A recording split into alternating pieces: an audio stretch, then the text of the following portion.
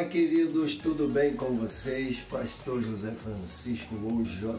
Silva, se vocês desejarem. Queridos, como eu sempre digo, prazer extraordinário estar de volta aqui no nosso canal para mais uma lição. Pois é, eu aqui, Pastor José Francisco, no meu cantinho de gravações, de estudo, de análises, tá? Sentindo aqui a responsabilidade e, é claro, o peso também da cobrança.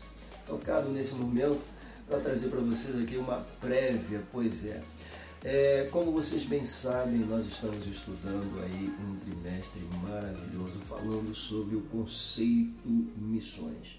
Missões transculturais, missões em todas as áreas, pois é. Abordando aqui que Deus é um Deus que possui um coração missionário. E é claro, essa pauta missionária no coração de Deus acaba sendo transmitido ao coração da sua igreja. Vimos aqui em lições, com toda a propriedade, o fator dessas missões dentro da transculturalidade a nível de Antigo Testamento, Novo Testamento, sempre pontuando o Deus missionário que fez do seu único filho o maior missionário de toda a história da humanidade, e através do exemplo de Jesus Cristo, outros grandes homens como os apóstolos, se predispuseram a dar continuidade à chamada missionária.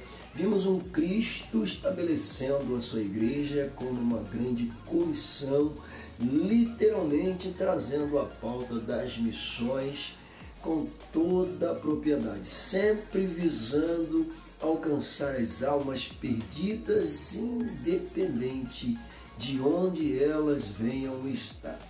A disposição desse missionário é ser conduzido, levado por Deus e até mesmo ser realocados em locais para fazer com que o nome do Senhor seja literalmente apregoado, anunciado, e as pessoas venham reconhecer que Ele é digno de honra, de glória, louvor e exaltação com toda a propriedade. Vimos até que isto era uma pauta veiculada ao povo israelita, e a gente vai continuar vendo com certeza dentro desse trimestre. Pois é, e é claro, acabou sendo de responsabilidade da Igreja do Cristo, igreja essa salva, remida e lavada com toda a propriedade, dar continuidade à obra do Senhor. Pois é, pensando desta forma, eu quero aqui apenas citar alguns pontos da lição de número 5. Não vou fazer aquela abordagem dentro do seu conteúdo, pois é, porque isso na verdade a gente acaba deixando por conta dos professores. Mas o que a gente pode colocar aqui de informação, de soma com toda a propriedade, a gente vai fazer de forma bem sucinta, ok? Então, a lição traz para a gente aí uma perspectiva pentecostal, olha só, de missões. Esse é o título da lição, tá?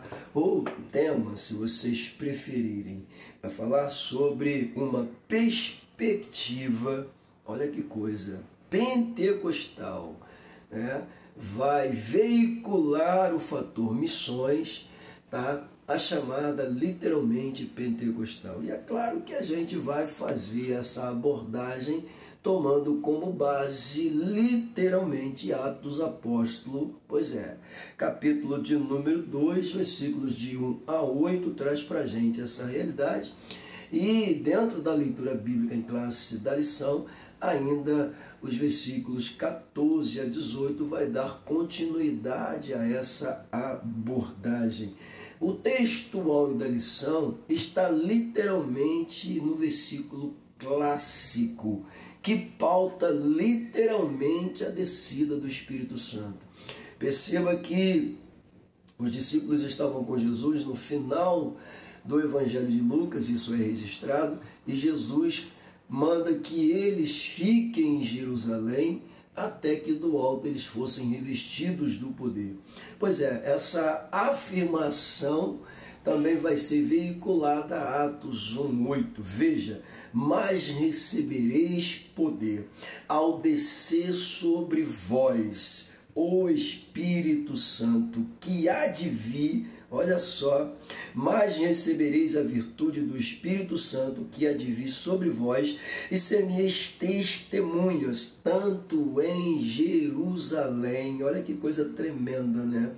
Jerusalém, como também toda a Judéia e Samaria e até os confins da terra. Esse é literalmente o versículo clássico, ele é extraordinário, né? Ele é lindo demais, porque autentica literalmente a profecia joélmica, falando sobre a descida do Espírito Santo, e aqui literalmente Jesus faz essa abordagem, e o autor do livro de Atos registra isso, essa fala de Jesus com toda a propriedade. Pois é, isso é simplesmente maravilhoso. E aí, aquela verdade prática que pontua, pois é, o início, tá? Se baseando aqui dentro do versículo apresentado, diz o seguinte: o Espírito Santo, olha que coisa tremenda, derramado no Pentecoste, é o mesmo Espírito que Deus deseja derramar de novo na igreja da atualidade. Pois é, isso aqui a gente já viu que foi uma promessa, né, feita no livro do profeta Joel, a gente chama de promessa joélmica, e literalmente se cumpre no Novo Testamento, só que o autor está dizendo o seguinte, que esse mesmo Espírito que foi derramado naquele dia, né, o Senhor quer derramar, ou continuar derramando, para ser mais exato, na igreja, tá? Isso é muito importante a gente observar. Eu disse para vocês que essa lição ela vai ser boa, né? Eu disse para vocês que essa lição é boa, né? E a gente vai tentar aqui ser sucinto nos assuntos, tá? Essa lição é boa e a gente vai tentar ser sucinto, porque eu quero apenas mostrar os caminhos para vocês poderem cavar mais a informação. Mas dando continuidade aqui, aí ele tem aquela leitura diária falando sobre a atividade de Deus, né, por meio do ministério do Espírito Santo. Bom, dentro dessa primeira abordagem aqui, ele fala sobre a atividade de Deus, sobre o trabalho de Deus através, literalmente, da manifestação do Espírito Santo. Tá? Na segunda realidade, ele fala sobre o Espírito Santo, tá, experimentado pelos cristãos no século I.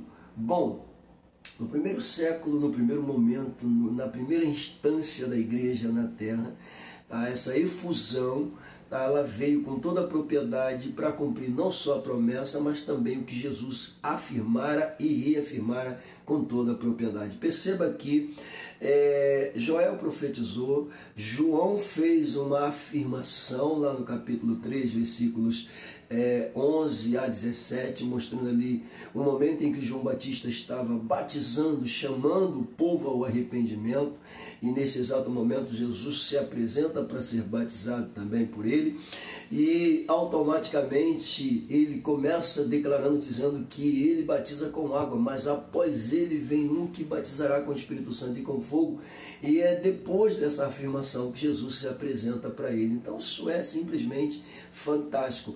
Mas vejam o que João disse: ele vos batizará com o Espírito Santo e com fogo. Então automaticamente esse mesmo Jesus agora, tanto no final do Evangelho de Marcos como no início do livro de Atos, ele faz essa mesma afirmação: fique em Jerusalém, até que do alto sejai-vos revestidos do poder, ou sejam, né, revestidos do poder. E automaticamente, ao entrar no registro do livro de Atos, encontramos aí com toda a propriedade essa afirmação extraordinária, pontuando aí, tá, o primeiro século da igreja, literalmente com a efusão, a descida do Espírito Santo sobre a igreja, capacitando a mesma com toda a propriedade. Ok? Bom, o poder pentecostal é indispensável, ele diz aqui na sua prévia, literalmente nessa descrição, que o poder pentecostal é indispensável para as missões. Olha só, para a obra de missões. O poder pentecostal, calma, a gente vai falar sobre o que é literalmente pentecostal, tá? Mas, quando ele fala aqui o poder pentecostal, na verdade é o poder do Espírito Santo. tá? E o poder do Espírito Santo, como aconteceu na chamada, no dia da grande festa, conhecida como a festa do Pentecoste, ficou literalmente conhecido e tratado como o poder pentecostal. Na verdade, a expressão pentecostal, que significa o 50º dia, né, para uma celebração de festa, tá? Não tem nada a ver com poder, tem a ver com alegria, tem a ver com festejos, como já disse, tá? Na verdade, o poder aqui é do Espírito Santo. Aí a gente volta até para o versículo 8, né, do capítulo 1, descerá sobre vós a virtude, descerá sobre vós o poder do Espírito Santo. A palavra virtude está aqui assegurada, conceituada, a referência literal de poder. Então descerá sobre vós o poder do Espírito Santo, tá? Mas comumente, quando se fala poder pentecostal, obviamente a gente entende porque aconteceu literalmente no dia do Pentecoste, na festa do Pentecoste, tá? Que nas alusivas originais hebraicas é azarta, cujo significado é plenitude de graça, que foi literalmente o que aconteceu naquela festa, onde ali aproximadamente 120 cristãos, reunidos aonde Jesus havia dito para ficarem, são ali literalmente visitados pela presença do Espírito Santo. Está na leitura aí, você pode confirmar, leitura bíblica em classe, tá? Cumprindo-se o dia do Pentecoste, isso é lindo demais. Estavam todos reunidos no mesmo lugar onde Jesus havia mandado ficar, e de repente veio do céu um som como de um vento veemente e impetuoso. Isso é lindo demais, essa leitura é extraordinária, e encheu, olha só, toda a casa em que estavam assentados, e foram vistas por eles línguas repartidas como línguas de fogo. Meu Deus do céu, os quais, ou melhor, as quais pousavam sobre cada um deles, e todos foram cheios do Espírito Santo e começaram a falar em outras línguas, conforme o Espírito Santo lhes concedia que falassem. Lindo demais isso aqui. E aí o restante da leitura vai falar de habitantes, né, de Jerusalém, varões religiosos, tá, de todas as nações, que ele até coloca aqui que estão debaixo do céu, né? Correndo aquela voz, ajuntou-se uma grande multidão, né? E a multidão estava confusa, a multidão não entendia nada por causa do que estavam ouvindo, pois é, e ouviam aqueles que ali estavam sendo tomados pela essência do Espírito Santo, pelo poder do Espírito Santo, falar em suas línguas, e se maravilhavam, e se perguntavam, mas vem cá, não são todos judeus? Pois é, mas eles estão falando nas nossas línguas. Mas o mais interessante é que eles estão falando e nós estamos entendendo, e eles estão falando a respeito, pois é, de um Jesus Cristo aí que morreu, ressuscitou. Olha que coisa tremenda isso. E isso aqui com toda a propriedade é uma leitura riquíssima, uma leitura maravilhosa, tá? Por quê? Porque mostra literalmente o poder do Espírito Santo descendo, capacitando, revestindo a igreja para uma grande obra. E a descida do Espírito Santo já é marcada literalmente com a presença de todos que ali estavam, que vinham de fora, estrangeiros que vinham de fora, para festejarem junto com os judeus, ou assistirem à festa famosa dos judeus, a festa do Pentecostes, só que se depararam ali com algo sobrenatural e extraordinário, onde aqueles 120 ali aproximados que estavam dentro do templo, falando em outras línguas, falavam nas línguas deles, anunciando Jesus Cristo. Pois é, então todos ali acabaram levando a mensagem, né, de conhecimento de Jesus Cristo. Tanto é que isso aqui até prova e corrobora, tá, Paulo não foi fundar a igreja em Roma, mas os prosélitos romanos que ali estavam levaram literalmente para Roma a essência do Evangelho. Eu acredito que muitos ali levaram a essência do Evangelho para suas terras, né? O momento clássico daquela efusão marcou literalmente a igreja no seu primeiro século. Isso é lindo, tá? Então o poder do Espírito Santo, pontuado aqui como poder pentecostal, é indispensável para a obra de missões. Já começou colocando os que estavam ali já fazendo missões, pois é. Tá? E ele continua dizendo que o primeiro missionário transcultural da igreja do primeiro século foi Filipe. Isso a gente não pode negar. Não foi Paulo não, foi Filipe. Ok? Paulo foi o segundo. Até porque, na verdade, Pedro precisou ser despertado para poder levar o evangelho para fora da sua nacionalidade regional. Ele automaticamente não queria levar o evangelho para os gentios, somente para os judeus. Tá? E aí Jesus vai dizer para ele, vai dar uma lição nele, mostrando o exemplo de Cornélio, e ele entende que o evangelho precisa ser levado também para fora do seu pensamento limitado. Tá? Mas antes disso, Deus levantou um Filipe, depois levantou um Paulo com toda a propriedade para serem aí os missionários transculturais, literalmente. Lembrando que a pauta da transculturalidade já tinha sido ensinada por Jesus ao seu colegiado apostólico. Perceba, eu volto a Marcos 16,15, onde ele declara dizendo, ide por todo o mundo. Veja que Jesus ele ali não está fazendo ali uma separação, dizendo, vai somente na nação judia, israelita, não, ele está dizendo, vai por todo o mundo.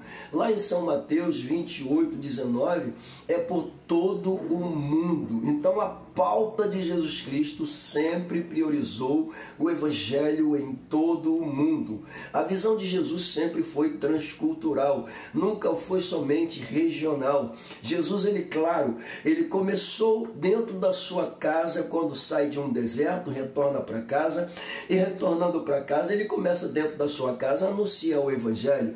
Mas veja bem, a sua pauta que começa dentro de casa não vai ficar somente dentro de casa, ela vai se expandir, ela vai se espalhar, porque essa era a visão dele. Ou seja, primeiro eu formo um exército aqui dentro, depois eu espalho esse exército. Foi assim que ele fez com os 70, e é assim que ele deixou claro para os discípulos, de acordo com Lucas, de acordo com Marcos 16,15. E de acordo com Lucas, esses discípulos seriam testemunhariam literalmente de Jesus Cristo. Tá? Aonde? Somente dentro da nação israelita? Não, é em todo o mundo. Então a pauta transcultural de Jesus sempre foi veiculada a todo mundo. Mas eu não consigo entender por que de repente eles reunidos só querem pregar somente para os seus e não querem alcançar o mundo, porque na sua visão os que estavam no mundo eram vistos como animais, taxados como animais que não merecia. Aí o lance do lençol, pois é, faz um Pedro acordar da realidade e não chamar de comum e imundo aquilo que Jesus havia purificado, pelo amor de Deus. E Pedro aprende que a pauta das missões transculturais também fazia parte da sua vida e da vida daqueles que não queriam pregar fora. Graças a Deus, um Filipe entendeu que no ardor da perseguição ele precisava se espalhar e levar o evangelho por onde ele fosse. Um Paulo foi chamado para ser considerado o apóstolo dos gentios. Pois é, então cumpre-se aqui a pauta da transculturalidade. Isso é lindo demais, pelo amor de Deus. Por quê, pastor? Porque Deus não faz acepção de pessoas. Deus não faz acepção de ninguém. Deus não faz acepção de nem mesmo da vida comportamental da pessoa. Não faz. Ele quer salvar, ele quer libertar, pelo amor de Deus. E como é que essa igreja vai se comportar depois que recebe o azar, a graça, a plenitude de Deus em sua vida? Ela vai ser ousada, ela vai estar debaixo do poder do Espírito Santo, sendo conduzida na obra missionária. Pega a visão. Essa lição tá boa. Pelo amor de Deus, eu acho que não preciso nem falar mais da leitura bíblica em classe, porque ela já entrou aqui dentro, né? Pois é. E aí nós temos aquele plano rapidinho de aula do autor. Ele começa dizendo, olha só, paixão pelo evangelismo. Paixão pelo evangelismo e missões. É uma marca da identidade pentecostal no mundo. Sim, sim, sim, sim. Por que o Espírito Santo revertiu a igreja? O texto, mas recebereis a virtude do Espírito Santo que há de vir sobre vós, e ser-me-eis testemunhas. Então, automaticamente, a virtude, o poder do Espírito Santo em mim é para eu ser testemunha.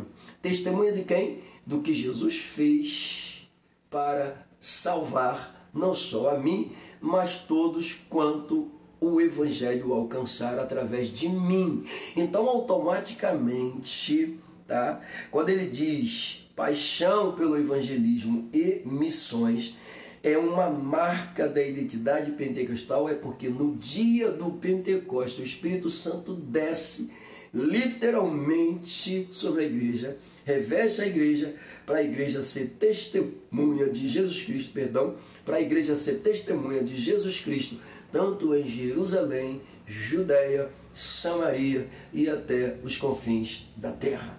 Maravilha? Lindo demais. Bom, eu acho que eu não preciso nem continuar, eu não vou nem pegar os objetivos, porque a intenção aqui é ser sucinto literalmente. Pois bem, na introdução da lição, pretendo ser bem rápido aqui, ele vai falar sobre uma característica notável do movimento pentecostal.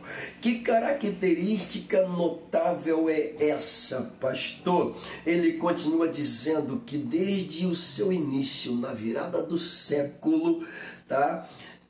Desde o seu início, tá? Na virada do século passado, tem sido a paixão por evangelismo e missões. Sim, uma das características da igreja pentecostal, tá? Ou do movimento pentecostal, ou do poder do Espírito Santo que caracteriza esse pentecostalismo, tá? Uma das características, literalmente, que marca a igreja é a paixão pelo evangelismo, é a paixão pelas missões, e é isso que a gente vai ver. O que, pastor, eu como cristão, tu como cristão, cristã, servo, serva de Deus, devemos entender que devemos ser movidos por essa paixão, por esse poder que foi outorgado a nós pelo Espírito Santo.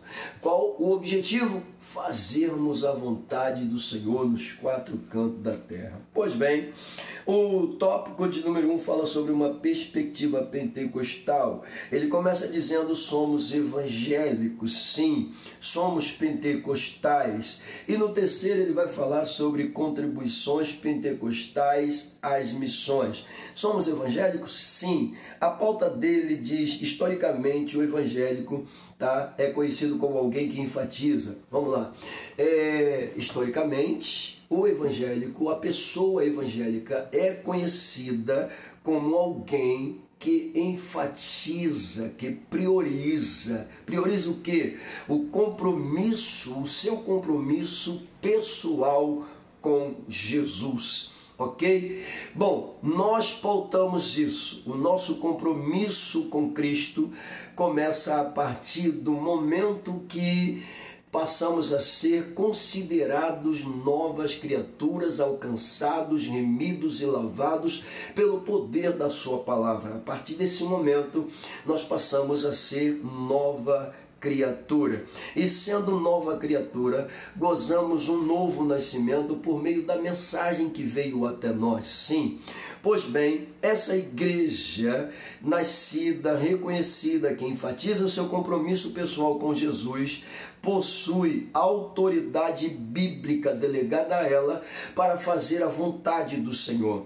Eu poderia pontuar aqui Lucas 10, 19, onde o Senhor Jesus diz com toda a propriedade que está dando poder e autoridade à sua igreja para que a mesma venha pisar escorpiões e serpentes e entrar e desbaratar o reino do inimigo. Veja bem, isso é muito importante. Por que nós temos essa autoridade? Por que recebemos essa autoridade? Volta ao versículo texto. Recebemos essa autoridade do Espírito Santo para anunciar o Cristo nos 4 cantos da terra com toda a propriedade. Logo eu começo a entender que a Bíblia me dá essa autoridade, o Espírito Santo me dá essa autoridade, Jesus me outorgou dessa autoridade. E automaticamente me colocando sobre essa autoridade, eu devo dar continuidade no papel da pregação nos 4 cantos da terra.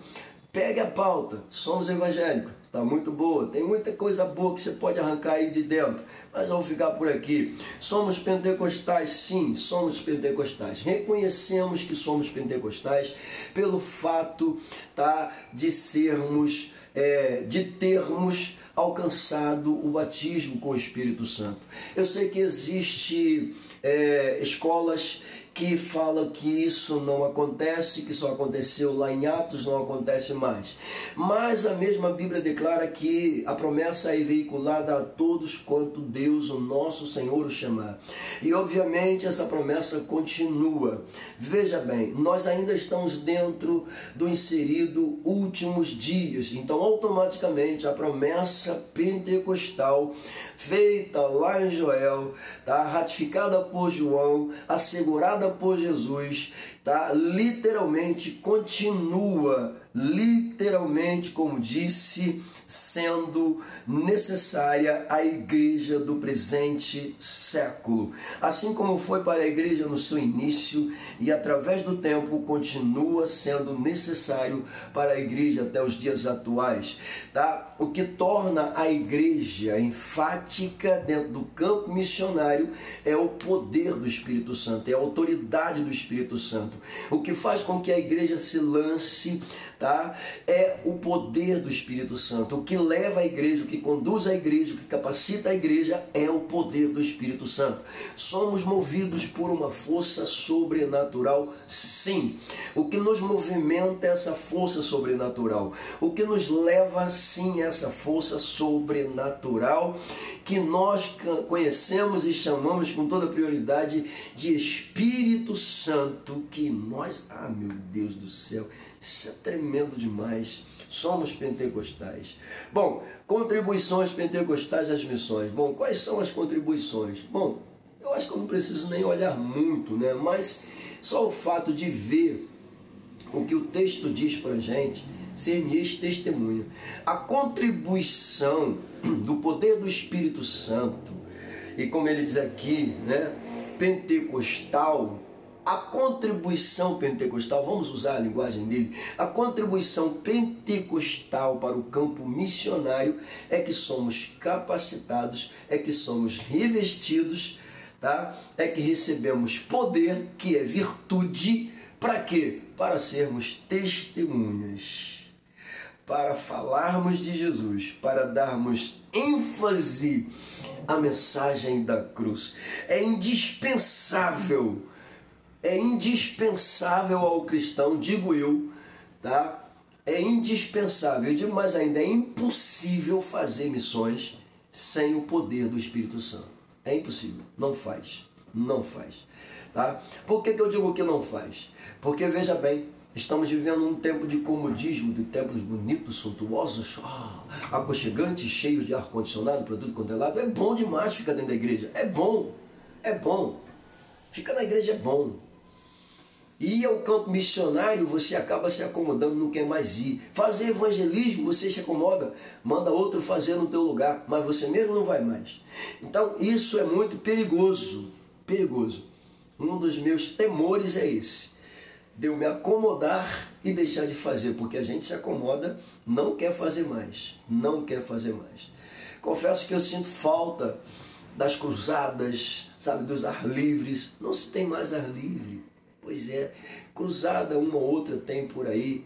Existe ainda uns malucos corajosos que querem fazer. Pois é, e a gente precisa dar continuidade à pregação. Quer ouçam, quer deixem de ouvir, precisamos continuar falando do amor de Deus, até que Jesus venha. Pois é, a gente não pode parar, nem deixar que o comodismo de nossas igrejas maravilhosas, cheirosas, né, geladinhas, venham nos parar e nos tirar do foco. Não, não, não, não. Tá? Dessa forma nós não estamos contribuindo para o papel das missões.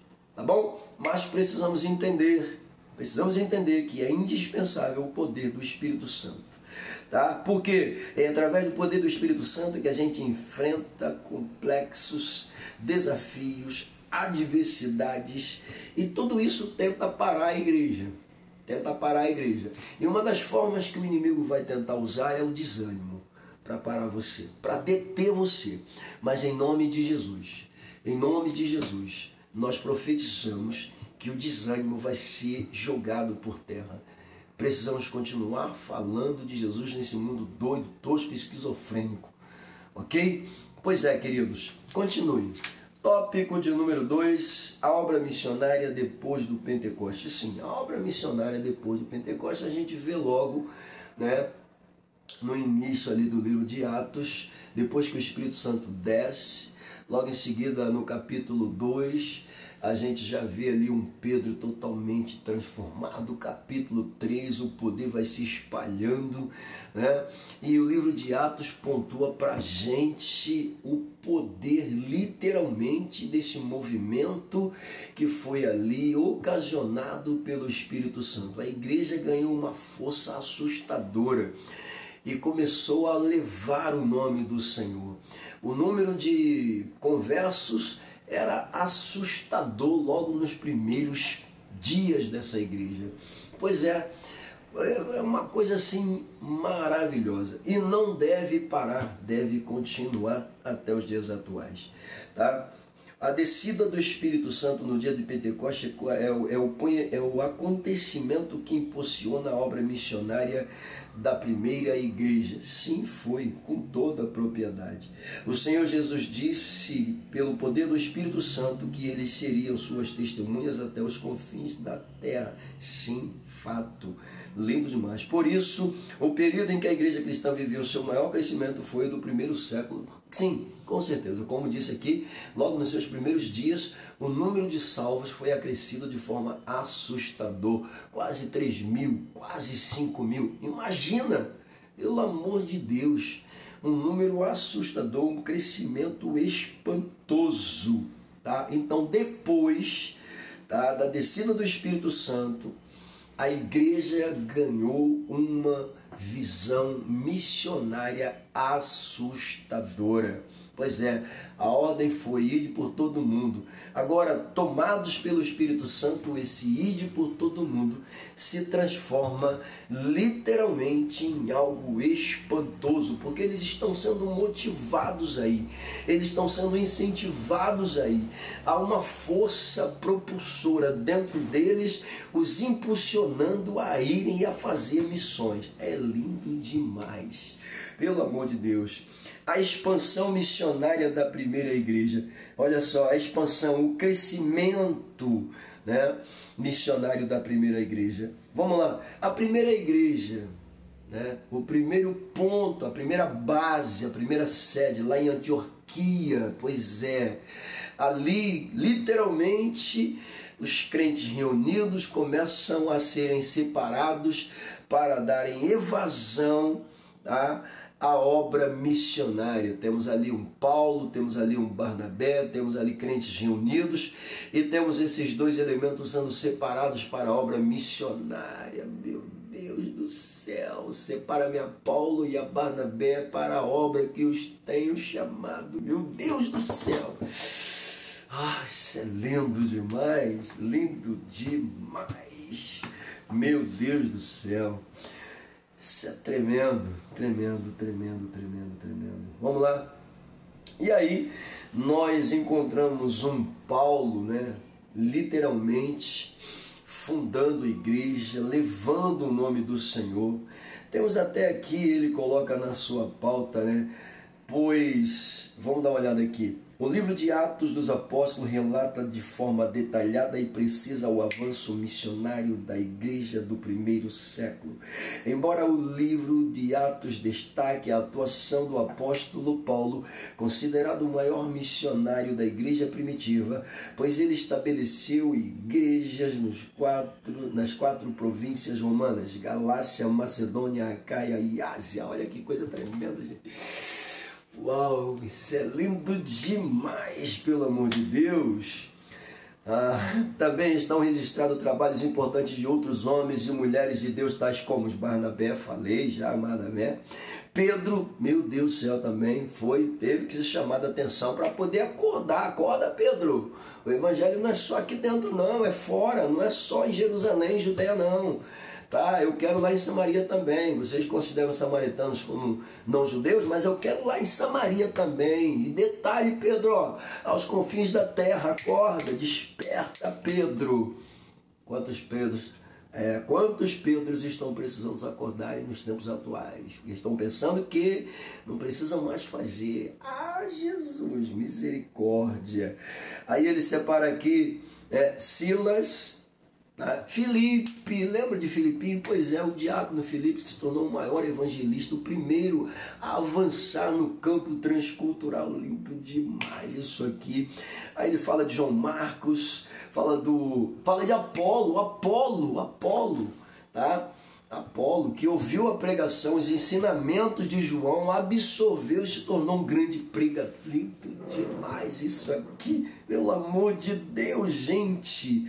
Aquila, Priscila. Bom, ele termina dizendo, nesse aspecto, podemos dizer que o diácono evangelista Filipe foi o primeiro. Foi, já disse. Preciso falar, né? Foi o primeiro a avançar dentro do campo transcultural. Eu já tinha até falado. Misericórdia, lindo demais isso aqui. 3. Não faz acepção de pessoas. Olha só. O evangelho não faz acepção de pessoas. Deixa eu dar uma melhorada nisso aqui. O evangelho não faz acepção de pessoas.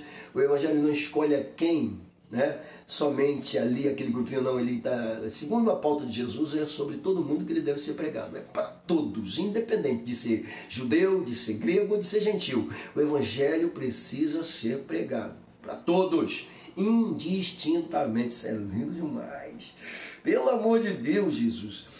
O apóstolo Pedro, um missionário cheio do Espírito Santo, reconheceu que todos os seres humanos, olha só, são alvos do amor. O Pedrinho reconheceu. Atos dos Apóstolos, capítulo 10, a história dele com Cornélio, ele reconheceu. E não só reconheceu, como trouxe para dentro de casa dizendo, olha galera, o negócio é o seguinte, não tem como a gente ficar somente aqui pregando para a gente mesmo. Não. Por quê? Porque o Senhor escolheu pregar também para os gentios.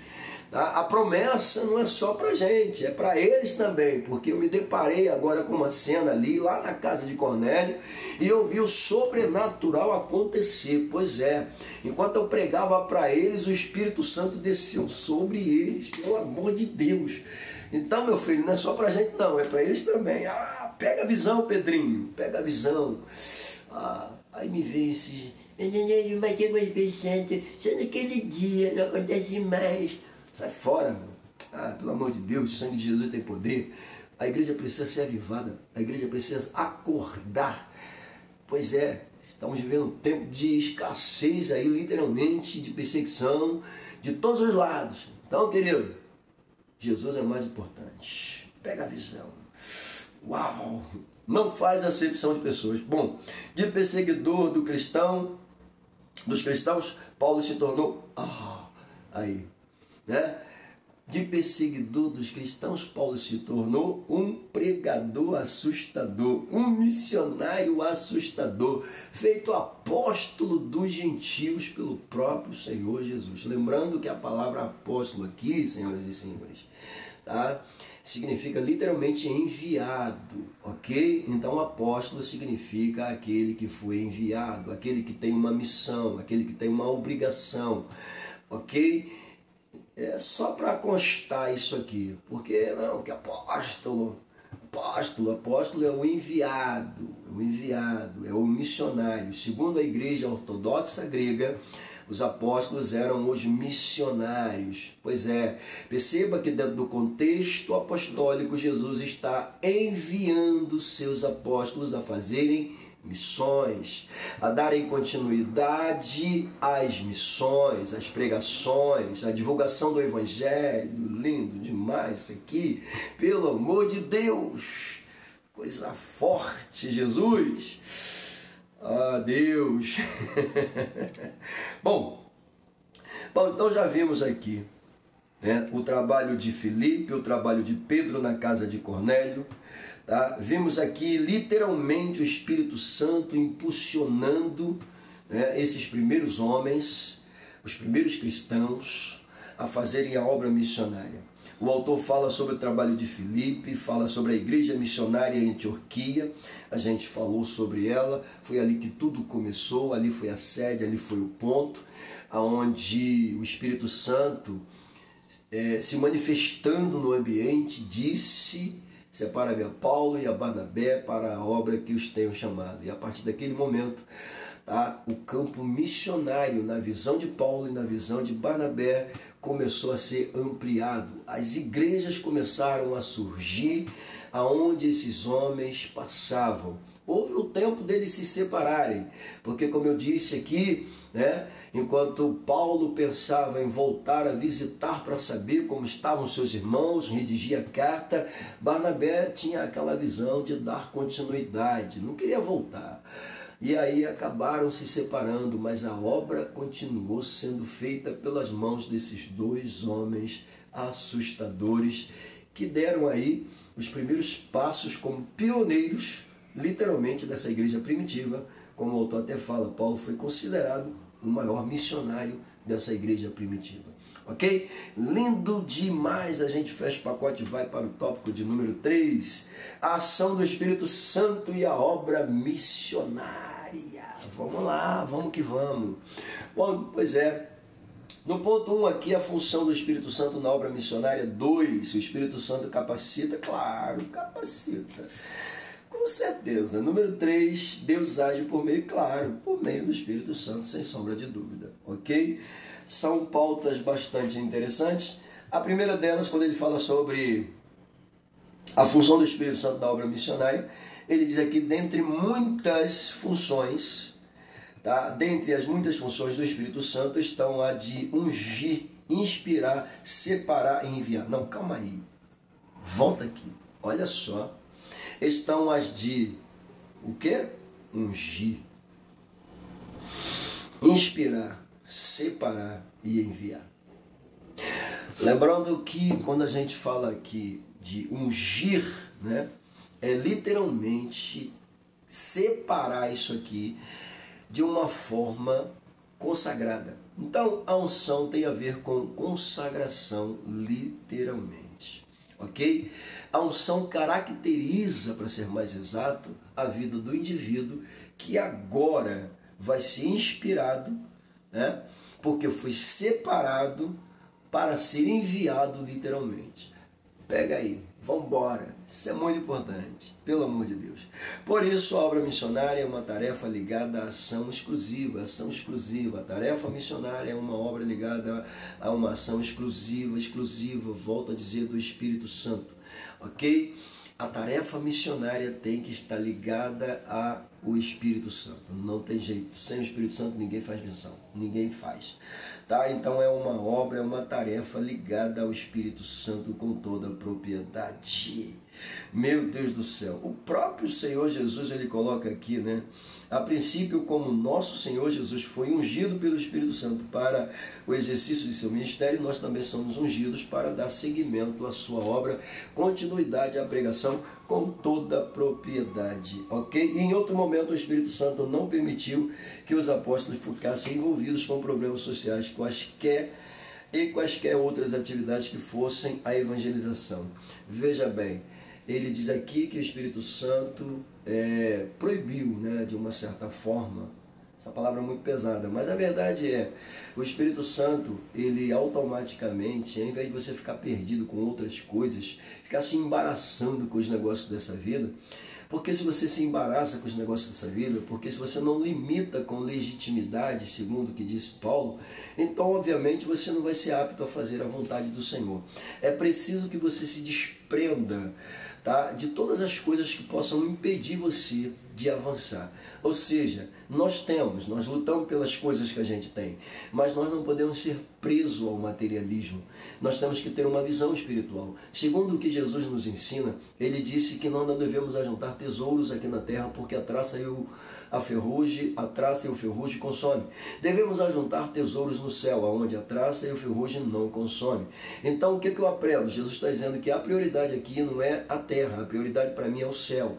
A prioridade para mim é veicular o reino dos céus. Quando eu tenho o reino dos céus como prioridade, quando eu tenho visão de reino, eu passo a ser um missionário conduzido, levado pelo Espírito Santo com toda a propriedade. Logo, eu preciso entender que eu tenho que ter visão de reino. Igreja que não tem visão de reino é igreja materialista. Igreja que não possui, missionário que não tem visão de reino, nunca vai fazer missão, só vai ter nome, só vai carregar nome, só vai viver de status, e não de obras, e não de trabalhos, e não de realidades. Então, não devemos ser missionário apenas de nome, não devemos ser obreiros apenas de nome, devemos colocar o nome dentro do campo missionário. Ele precisa fazer alguma coisa. Essa é a realidade, ok? Pois bem, eu não vou nem continuar, fiquem à vontade, arranquem mais. 2. O Espírito Santo capacita para a obra. Sim, são pautas que automaticamente a gente já até vê. Voltando aqui para o versículo texto, né? Somos literalmente capacitados para fazer a obra do Senhor. O texto áureo é clássico demais, tá? Literalmente revestidos para isso. Então, esse ponto aqui, não vou me prender, fiquem à vontade, tá? Bom, Deus age por meio do Espírito Santo? Sim, claro, com toda a propriedade. Sim, claro, tá? A ação de Deus através da atuação do Espírito Santo é vista literalmente através da obra missionária. Então, queridos, essa visão de poder pentecostal, de visão missionária, é muito importante para os nossos dias atuais, tá? Essa lição, ele diz aqui na sua conclusão, tá? Que uma das pautas mais importantes dentro disto, em relação à contribuição que o movimento pentecostal trouxe para a igreja, é literalmente a mesma ser conduzida pelo Espírito Santo ao campo missionário, tá? E é claro, dentro dessa realidade nós devemos pontuar missão transculturais, missão regionais, missões urbanas, todas as áreas em que a igreja possa estar fazendo um trabalho missionário deve ser veiculado literalmente e ser conduzido pelo Espírito Santo para fazer. Se você vai fazer um evangelismo na madrugada, ore ao Espírito Santo para que ele conduza você. Se você quer fazer uma missão urbana, seja de noite, ou seja uma cruzada, ou seja em que área for, ore ao Espírito Santo e peça literalmente a Ele para conduzir você. Se você vai subir as comunidades, peça ao Espírito Santo para te levar e te conduzir.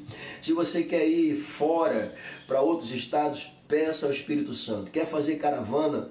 Peça ao Espírito Santo. Ou seja, não faça nada sem a direção do Espírito Santo. Ok? Essa lição é apenas uma prévia. Como eu disse, eu quero aqui apenas ajudá-los, tá? De forma bem sucinta. Claro, se alguma coisa aqui não for o que você queria ouvir, continue cavando. Porque na verdade a minha intenção aqui é só mostrar o caminho das pedras. Pega a visão e vamos que vamos. Até a próxima.